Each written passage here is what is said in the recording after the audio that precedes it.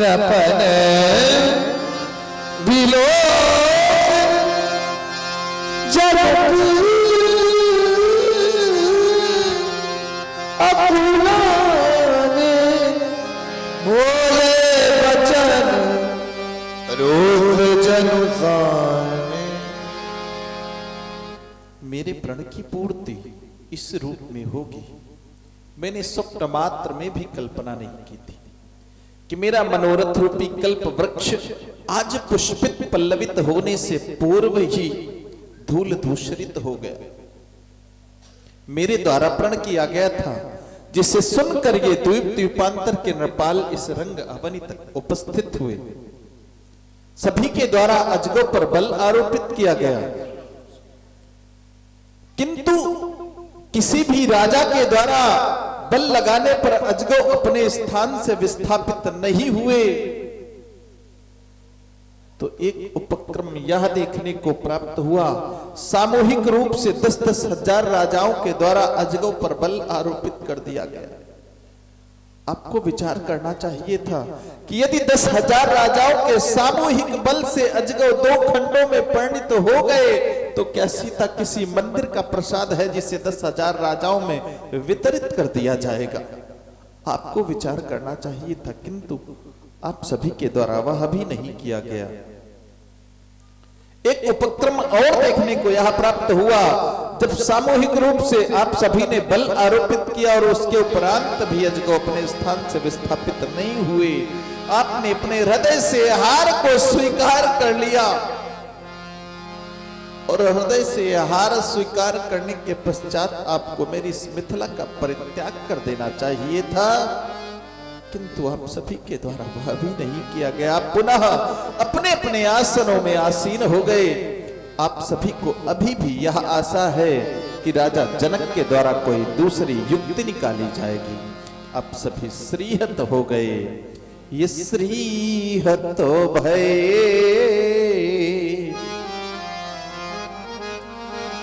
ये श्रीहत भय, हा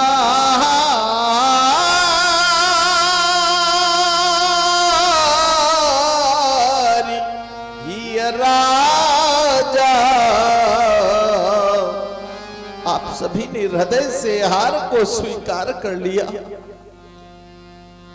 जब व्यक्ति किसी रण क्षेत्र में हार जाता है तो वह उस स्थान पे अपना मुख प्रदर्शित नहीं करता, वह उस स्थान का परित्याग कर देता है। किंतु आप सभी पुनः आसनों में आसीन हो गए और ये बैठे निजो, ये बैठे निजो निज जाय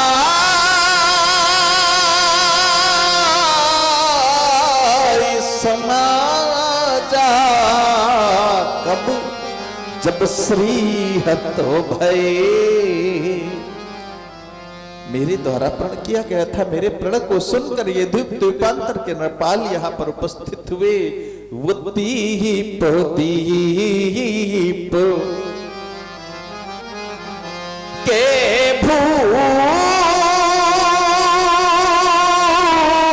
भूपति नाना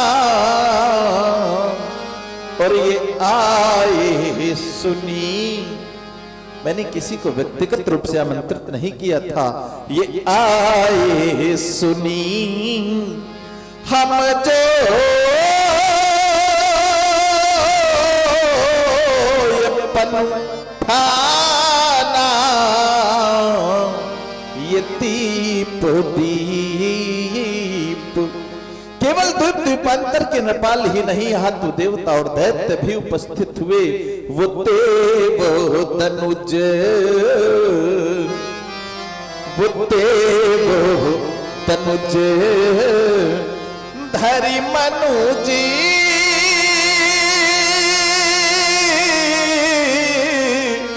शरीरा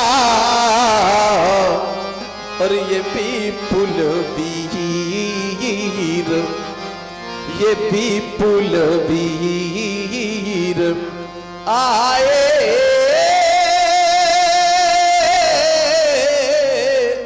रणधीर। वीरा ये विपुल वीर।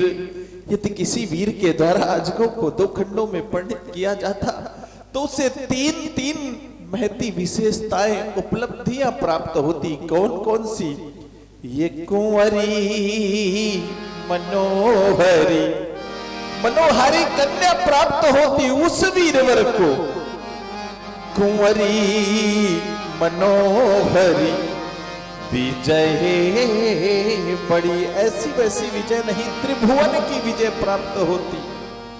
और कीर्ति अति कमनीय,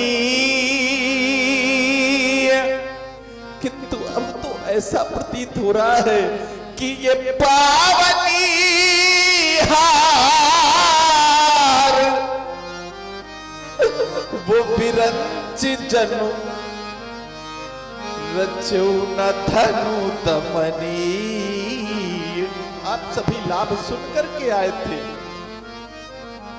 और लाभ सुनकर के आए और यह लाभ आपको नहीं भाए तो काहू काहू यह लाभ न भावा और काहू न शंकर ये जाप चढ़ावा। चाप चढ़ाना तो दूर, यदि तिलमात्र भूमि से इसे विक्षेपित कर देते तो यह जनक आपको कृपांक के द्वारा उत्तीर्ण कर देता, किंतु आप सभी के द्वारा इसे तिलमात्र भी अपने स्थान से विस्थापित नहीं किया जा सका। रहा चढ़ाओ तो रब भाई और ये तिलु भरी भूमि न सके वो चढ़ाई। मेरे द्वारा प्रण किया गया, जिससे सुनकर ये द्वीपांतर के नरपाल यहाँ पर उपस्थित है। दीप दीप के राजागण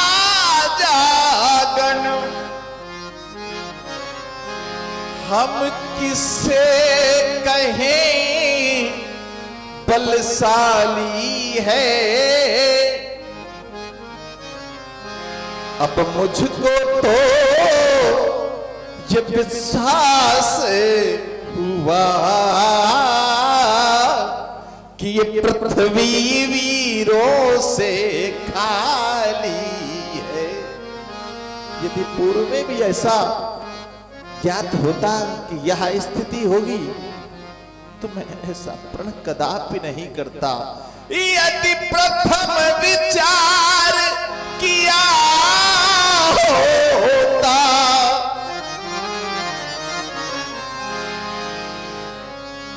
अगर यह विचार आ जाता तो मैं ऐसा प्रण कदापि नहीं करता। यदि प्रथम विचार किया होता तो यहाँ पे बसी नहीं होती और हम ऐसा बने करते ही नहीं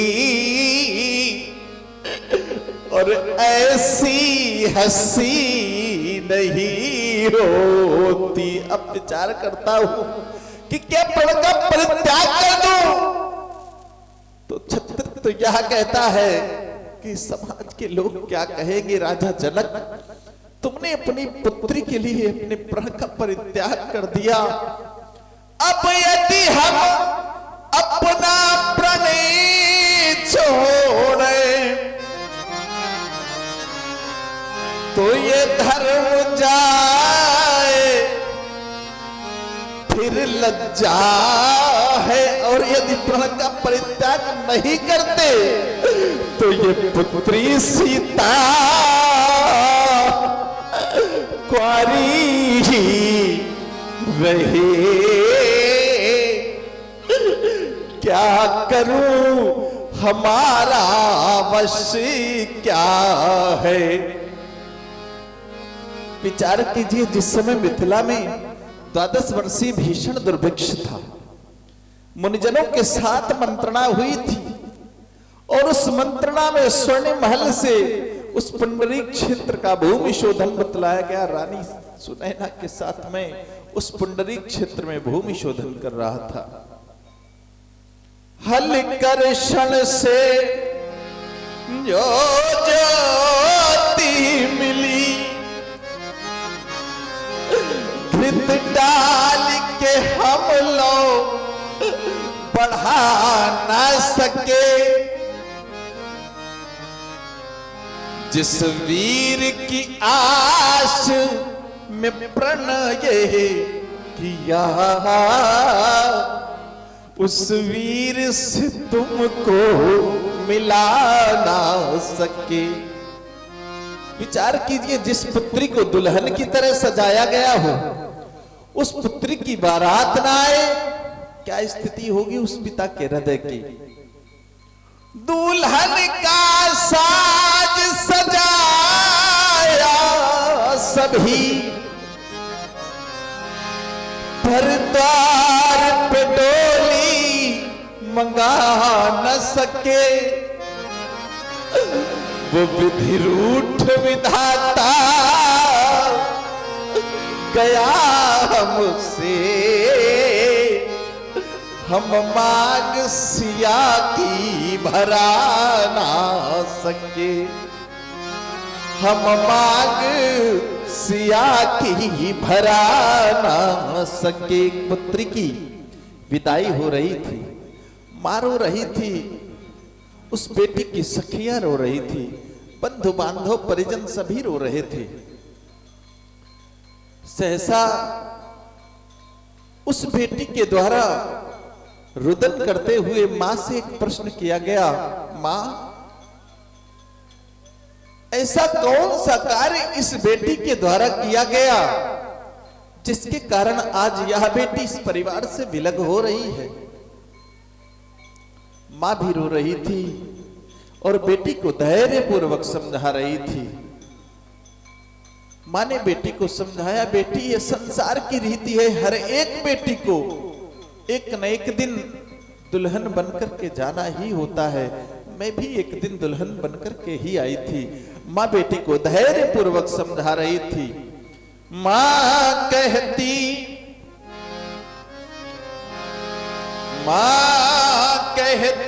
निज बेटी से, एक दिन मां भी बनना होगा, और पुत्री की प्रथम विदाई में एक दिन सबको रोना होगा। जिस समय बेटी की विदाई हो, कठोर से कठोर हृदय वाला व्यक्ति अपने हृदय के उद्गारों को रोक नहीं पाता है। मां बेटी को धैर्य पूर्वक समझा रही थी। बेटी, मां कहती निज बेटी से, एक दिन मां भी बनना होगा,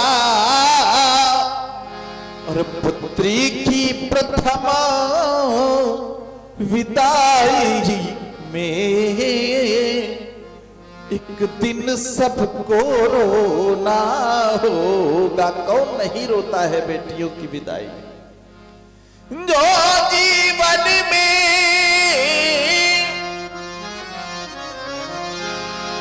गंभीर नहीं, रणधीर वीर को क्या जाने, जिस पैर बिमाई फटी नहीं, वह पीर पराई क्या जाने। बेटी को दुल्हन की तरह सजाया गया हो, जिस बेटी की कुछ क्षण पश्चात वर यात्रा आनी हो, बंधु बांधव पुरजन परिजन सभी एकत्रित हो, उस पिता के द्वारा सारे साज सजाए जा चुके हों, और उस बेटी की बारात ना आकर यह सूचना आ जाए कि बरयात्रा नहीं आएगी, क्या स्थिति होगी उस पिता के हृदय की। कल्पना कीजिए, जिस बेटी के लिए बेटी के जन्म से लेकर उस दिन तक के शुभ अवसर की कल्पना वह पिता करता है, और उस बेटी की बारात ना आए और सूचना आ जाए कि अब बरयात्रा नहीं आएगी, क्या स्थिति होगी उस पिता के हृदय की, क्या स्थिति होगी उस मां के हृदय की, और क्या स्थिति होगी उस बेटी के हृदय की जिसकी बारात ना आए। दुल्हन सी सजाई हो बेटी और बरयात्रा द्वारे ना आई। बेटी को दुल्हन की तरह सजाया गया हो और बरयात्रा ना आए।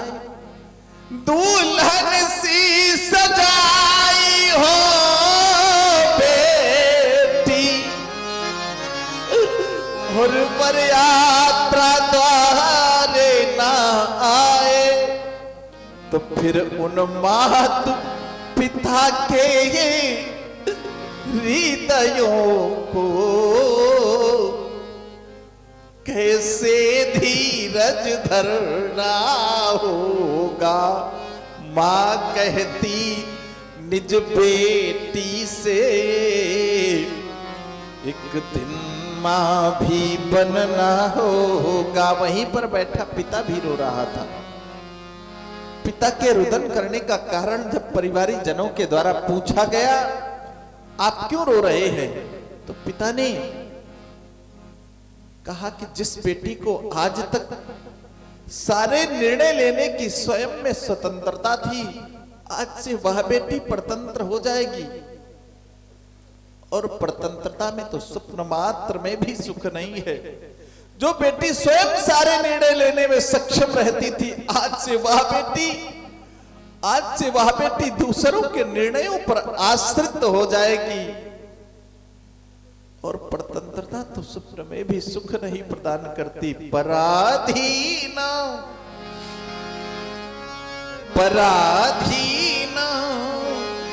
सपने हो सुख नाही, करी विचार देखो मन माही।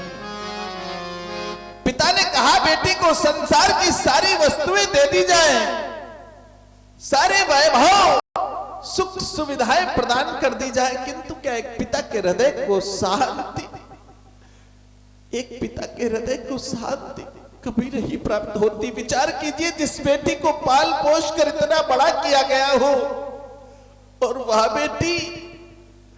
वह बेटी दूसरों के हाथ में सौंप दी जाए, क्या स्थिति होगी उस पिता के हृदय की, जिसके द्वारा उस बेटी को छोटी सी चोट लगने पर पिता के हृदय में क्या स्थितियां होती थी। वह बेटी आज दूसरे को सौंप दी जाए, क्या हृदय के उद्गार थे उस पिता के। बेटी को चाहे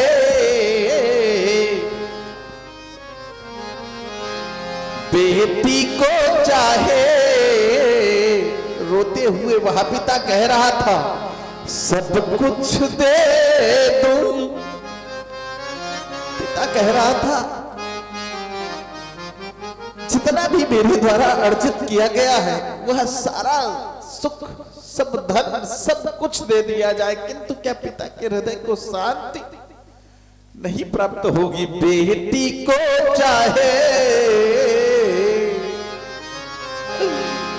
सब कुछ दे दूं, पर संतोष हृदय को नहीं होता। बेटी की प्रथम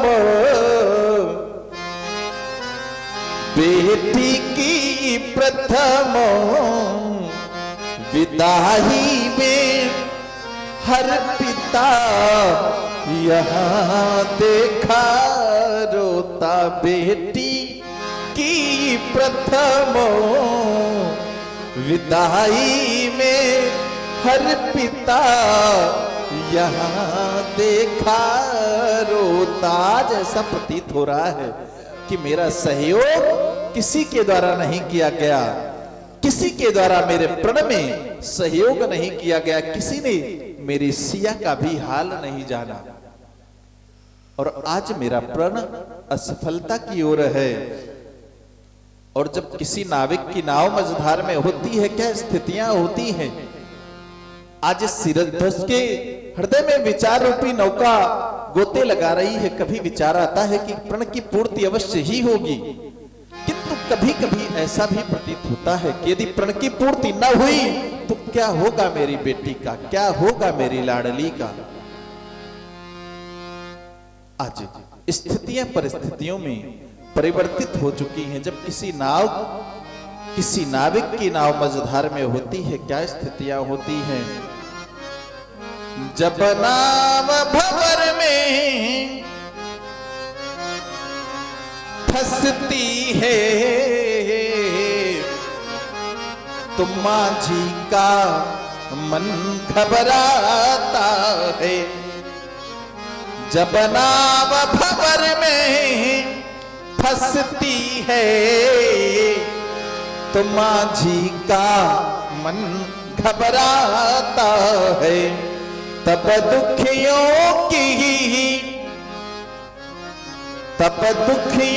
की आवाजों में वो भगवान बुलाया जाता है, वो भगवान बुलाया जाता है। एक बार परमत्त गजराज को जब जल में ग्राह ने ग्रसित कर लिया और गजराज के पास बचने की कोई युक्ति शेष न रही, गजराज ने उसी सरोवर से एक पुष्प कमल लेकर श्रीमन नारायण को समर्पित कर दिया और श्रीमन नारायण के द्वारा चक्र चला दिया गया।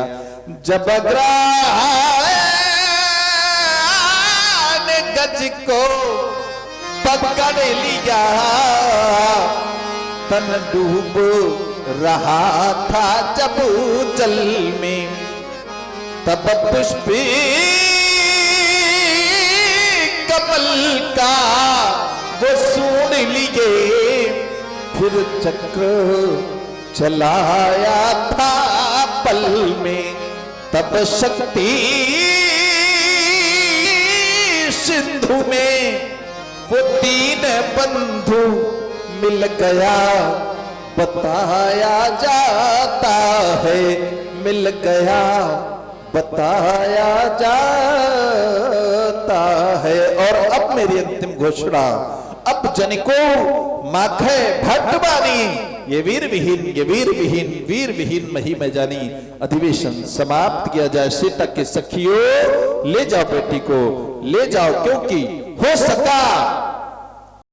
सका नहीं प्रणपूर्ण, हो सका नहीं प्रणपूर्ण। सिया की कुम्हलाई जयमाला, सिय स्वयंवर हो चुका, अब तो हो चुका। बुझा दो ये दीपों की माला, बुझा दो ये दीपों की माला, बुझा दो ये दीपों की माला। अधिवेशन समाप्त किया जाए। जनक बचन सुनी सब नर नारी, देखी जानकी भय दुखारी। माखे लखन कुटिल भई भौ है, रजपत फरकत नयन रिसो। कई न सकत रघुवीर डर, लगे बचन जनु बान। नाई राम पद कमल सिर, बोले गिरा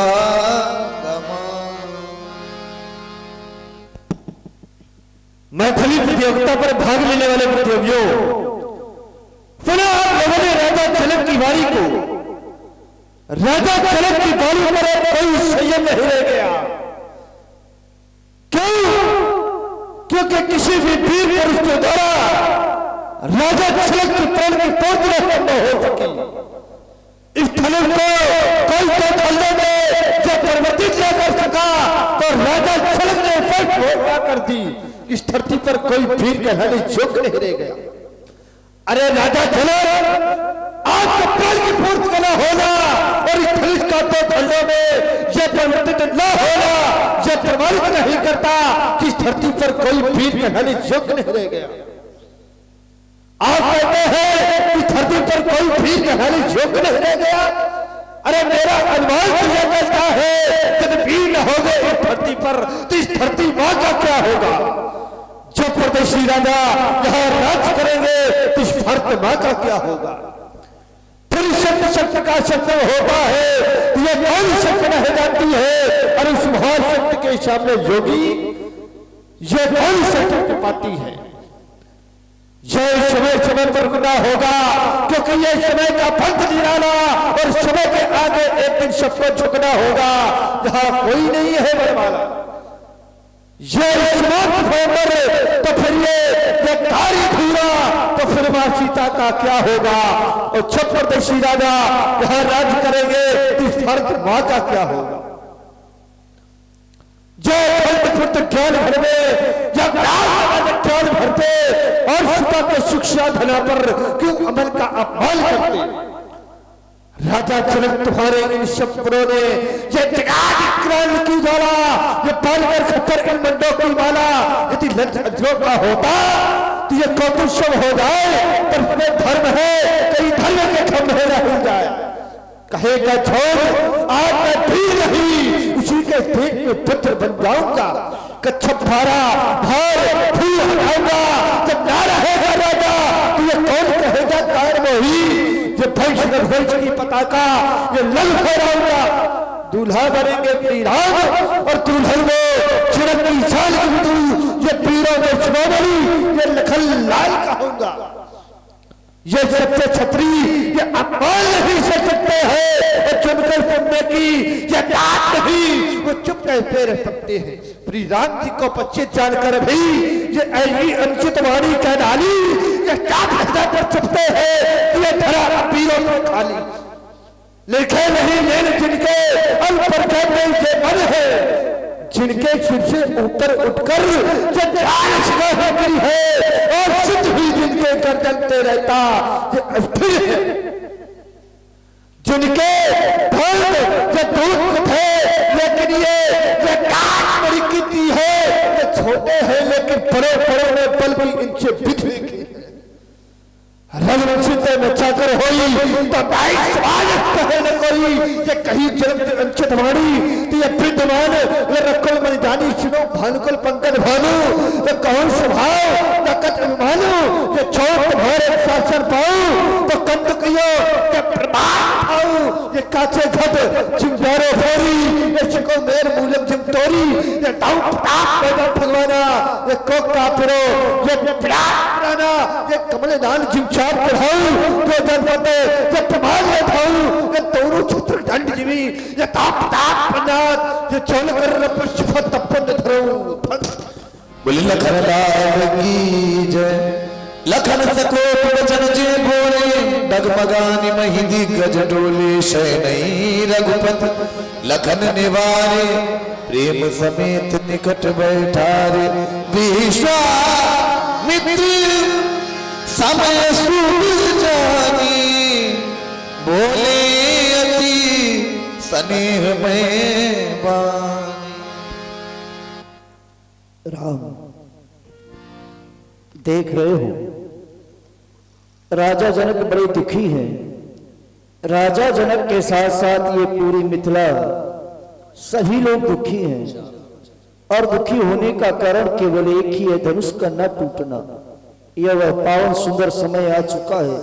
इसलिए राम उठो राम भंजो बहुचापा मेट तात जनक परितापा। भगवान शंकर के आयुध को दो खंडों में विभाजित करो और राजा जनक के कष्ट को दूर करो हमारा आदेश है। लखन लखो रघुवंश मनि तातो हरे को दंड उलट गाति बोले बचन चरण चाप ब्रह्मण। करो कमर ही कोला धरो धर धर धीर बोला